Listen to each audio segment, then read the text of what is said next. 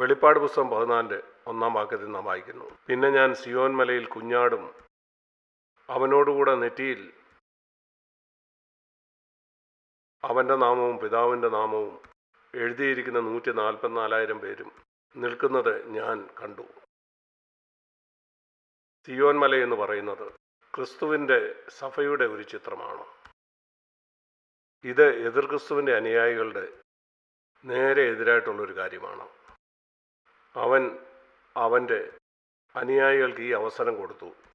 2 വാക്യങ്ങൾക്ക് മുമ്പ് 13-ാം അധ്യായം 16-ാമത്തെ വാക്യം, എതിർ ക്രിസ്തു അവൻ്റെ അനുയായികൾക്ക് ഈ തെരഞ്ഞെടുപ്പ് കൊടുത്തു. നിങ്ങൾക്കെൻ്റെ പേര് നിങ്ങളുടെ നെറ്റിമേലോ നിങ്ങളുടെ വലം കൈമേലോ നിങ്ങളുടെ കൈവെള്ളയിലോ എഴുതാം. ഇതൊക്കെ സാദൃശ്യമായിട്ട് പറയുന്നതാണ്. ഇത് ക്രെഡിറ്റ് കാർഡോ അങ്ങനെയുള്ള കാര്യങ്ങളെ പറ്റി പറയുന്നതല്ല. എതിർ ക്രിസ്തുവിൻ്റെ അടയാളം എന്ന് പറഞ്ഞ് ക്രിസ്ത്യാനികൾ പല കാര്യങ്ങളെക്കുറിച്ച് പറയാറുണ്ട്. ഇതൊരു ആത്മീയ ഭാഷയാണ്, നാം അത് മനസ്സിലാക്കണം. എതിർ ക്രിസ്തുവിൻ്റെ അടയാളം നിങ്ങളുടെ നെറ്റിയിലോ നിങ്ങളുടെ വലം കൈയിലോ ആകാം. ഇതിന് പല അർത്ഥങ്ങളും ഉണ്ടായിരിക്കാം. ഒരു പക്ഷെങ്കിൽ ഒരു സമയം ഉണ്ടാകാം അപ്പോൾ ആക്ഷരികമായിട്ട് ഇങ്ങനൊരു കാര്യം സംഭവിച്ചെന്ന് വരാം. അതെനിക്കറിയില്ല, അതിലെനിക്ക് താല്പര്യവുമില്ല. വേദപുസ്തകം ഇപ്രകാരം പറയുന്നു. വെളിപ്പാട് പുസ്തകം 1-ാം അധ്യായത്തിൽ നാം വായിക്കുന്നു, ഈ വചനത്തിൻ്റെ വാക്കുകളെ ആര് പ്രമാണിക്കുമോ അവൻ ഭാഗ്യവാനാണ്. വെളിപ്പാട് 1:3. വെളിപ്പാട് പുസ്തകം ഈ കാര്യം പറയാനല്ല എഴുതിയിരിക്കുന്നത്. ഭാവിയിൽ എതിർ ക്രിസ്തു വരും, അവൻ വന്ന് നിങ്ങളുടെ തൊലിക്കടിയിൽ ഒരു ഇലക്ട്രോണിക് സാധനം ഫിറ്റ് ചെയ്യും. അതിനെക്കുറിച്ചൊന്നും ഭയപ്പെടണ്ട. യോഹന്നാൻ അപ്പോസ്തലൻ പറഞ്ഞ പോലെ ആദ്യം ഇത് നോക്കുക. 1 യോഹന്നാൻ 2 എതിർ ക്രിസ്തു വരുന്നുവെന്ന് നിങ്ങൾ കേട്ടിട്ടുണ്ടല്ലോ. ഇപ്പോൾ തന്നെ പല എതിർ ക്രിസ്തുക്കൾ സഭയിലുണ്ട്. ഒരു നിമിഷം ഞാൻ അത് നിങ്ങളെ കാണിക്കാം, എന്നിട്ട് മടങ്ങി വരാം. 1 യോഹന്നാൻ 2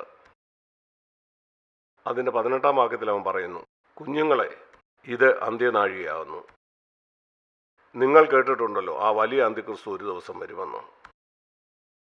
1 യോഹന്നാൻ 2:18. ഇപ്പോൾ എന്ന് പറയുന്നത് 1-ാം നൂറ്റാണ്ടിനെ പറ്റിയാണ്. ഇപ്പോൾ അനേകം എതിർ ക്രിസ്തുകൾ എഴുന്നേറ്റിരിക്കയാൽ. എന്താണ് എതിർ ക്രിസ്തു എന്ന് പറഞ്ഞാൽ? എന്താണ് എതിർ ഇത്, എതിർ അത് എന്നൊക്കെ പറഞ്ഞാൽ അർത്ഥം? നിങ്ങൾ അതിനെതിരാണ്. ആരാണ് ക്രിസ്തുവിനെതിരെ, അവൻ്റെ ആത്മാവിനെതിരെ? അവരാണ് എതിർ ക്രിസ്തു എന്ന് പറഞ്ഞാൽ. ക്രിസ്തുവിൻ്റെ ആത്മാവിനെ നിങ്ങൾക്ക് അറിയാമെങ്കിൽ അതെന്തിനു വേണ്ടി നിലനിൽക്കുന്നത്? നിങ്ങൾ ആത്മാവിനെതിരാണെങ്കിൽ അതാണ് എതിർ ക്രിസ്തു എന്ന് പറയുന്നത്. കാരണം നിങ്ങൾ ക്രിസ്തുവിന് എതിരാണ്.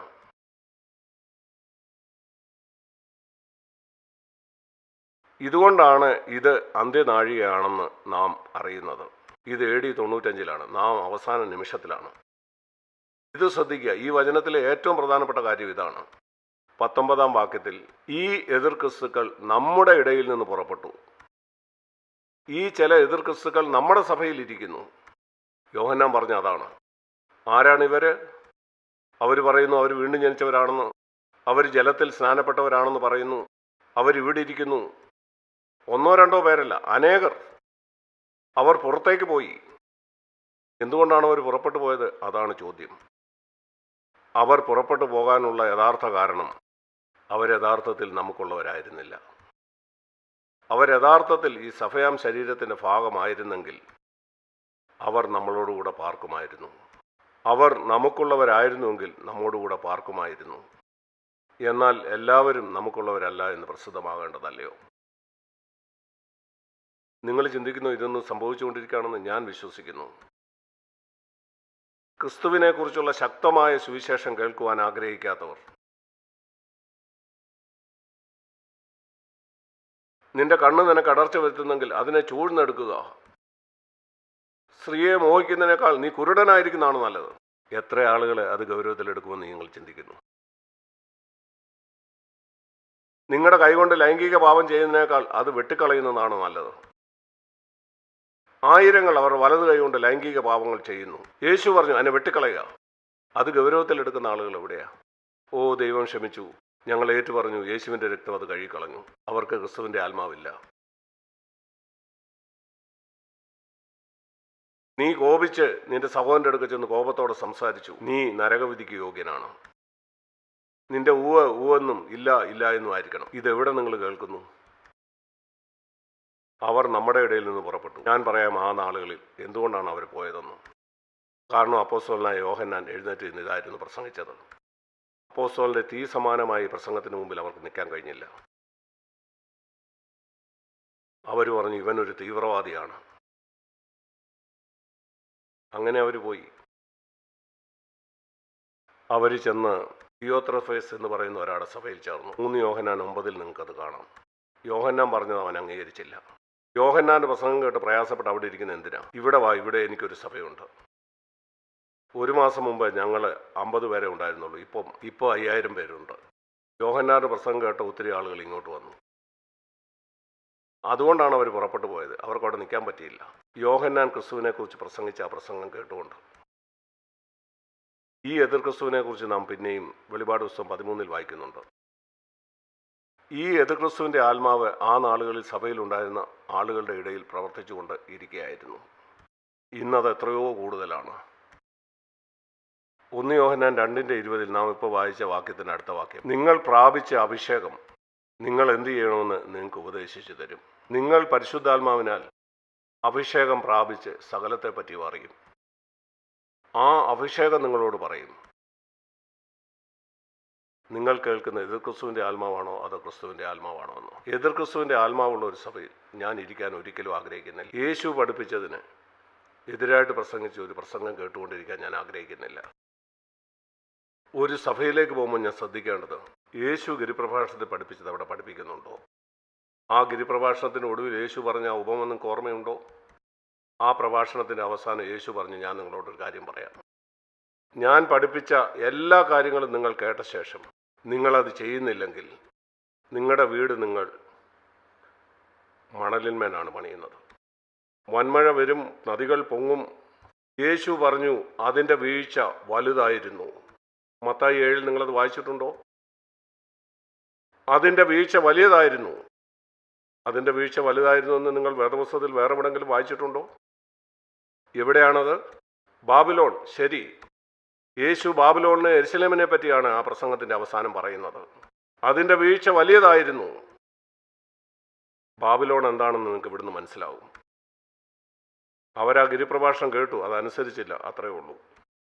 എന്നിട്ട് അവൻ പറഞ്ഞു, ഇതാ ബുദ്ധിയുള്ള മനുഷ്യൻ, അവൻ തൻ്റെ വീട് പാറമേൽ പണിതു, അത് നിലനിന്നു. അതാണ് യെരുശലേം.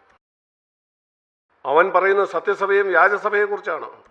അവൻ പറയുന്നു നിനക്ക് സത്യസഭയും വ്യാജസഭയും തിരിച്ചറിയാൻ കഴിയും. ഗിരിപ്രഭാഷണം ആചരിക്കുന്നവരും അത് ആചരിക്കാത്തവരും. ഞാൻ ഓർക്കുന്നു 35 കൊല്ലം മുമ്പ് ഞങ്ങൾ ആരംഭിച്ചപ്പം 2 വേദഭാഗങ്ങൾ ഞങ്ങൾ വർഷങ്ങളോളം പ്രസംഗിച്ചു.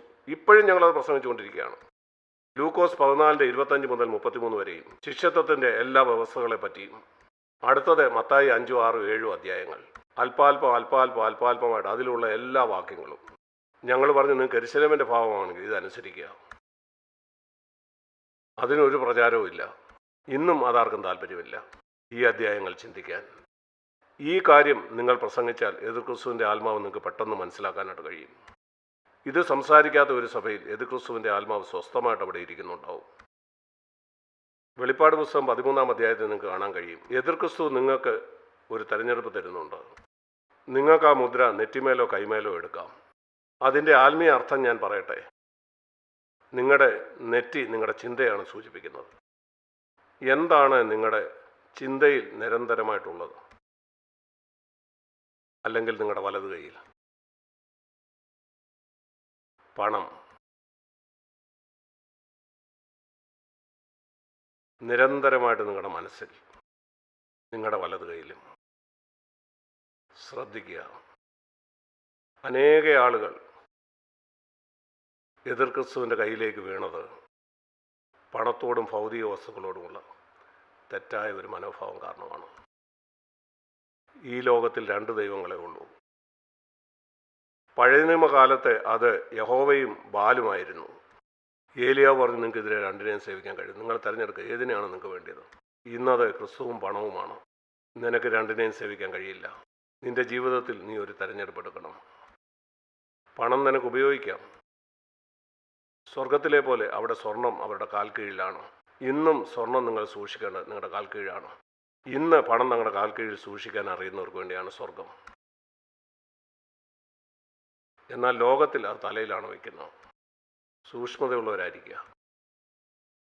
അതിൻ്റെ ഒരു ആത്മീയ അർത്ഥം അതാണ്. ആത്യന്തികമായിട്ട് അതിൻ്റെ അർത്ഥം എന്തു തന്നെയായിരുന്നാലും